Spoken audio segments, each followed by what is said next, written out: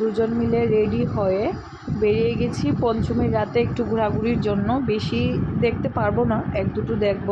তো ভাবলাম ঠিক আছে উষা বাজারের দিকে যাই, কারণ শহরে খুব ভিড়। তো যাওয়ার পরে কপার রিভের এখানে দেখলাম খুব সুন্দর লাইটিং। তো চলো যাই ভেতরে। তো লাইটিংটা ভিডিও করছিলাম, মানে অনেকটা দূর থেকে এই লাইটিংটা মানে ওরা করেছে, এত ভালো লাগছিল রোডগুলোতে। তো ভেতরে যাব এখন। তো ভেতরে ঢুকে বেশ ভালো লাগলো। পেহেলগ্রামে যে অ্যাটাক হয়েছিল পর্যটকদের উপর কাশ্মীরে, তো এদের সবাইকে এখানে শ্রদ্ধাঞ্জলি দিয়েছে। তো আর এই দেখো পাহাড়ের মতো ওরা ডেকোরেশনটা করেছে। চলো ভেতরে যাই। ভেতরে গিয়ে তো আমি একদম অবাক, এত কিউট একটা দুর্গা মা, মানে আমি কি বলবো। গণেশ পুজো তো আমাদের এখানে করেছিল এরকম কিউট মানে মূর্তি বানিয়েছিল, কিন্তু গণেশ পুজোতে যেহেতু আমি যেতে পারিনি, আমার দেখাটা হয়নি। তো দেখলাম বেশ ভালো মানে লেগেছে। তো এখানে দুটো ফটো তুলে নিলাম। ফার্স্ট প্যান্ডেল বলে কথা। তো তারপর ডাইরেক্ট চলে যাচ্ছে এবার উষা বাজারের দিকে। তো লাইটিংটাও বেশ, এটার লাইটিংও অনেক দূর থেকে হয়, তোমরা সবাই জানো। আর উষা বাজারের প্রতি সবার একটা অ্যাট্রাকশান থাকে, কারণ ওরা একটা ভালো থিম বেস পুজো করে।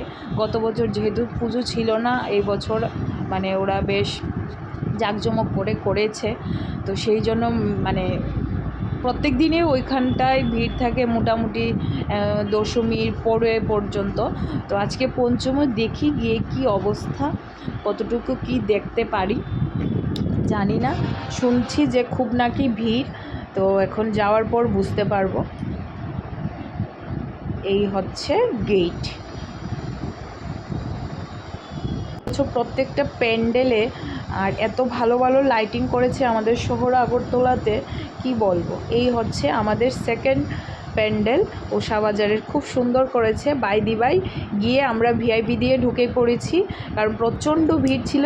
সেই জন্য একজন পরিচিত ছিল, ওকে ধরে আমরা ভিআইপিতে দিয়ে ঢুকে গেছি প্যান্ডেলের ভেতরে। এই দেখো কি সুন্দর প্যান্ডেল করেছে, আর মূর্তিটাও বেশ সুন্দর হয়েছিল এবছর।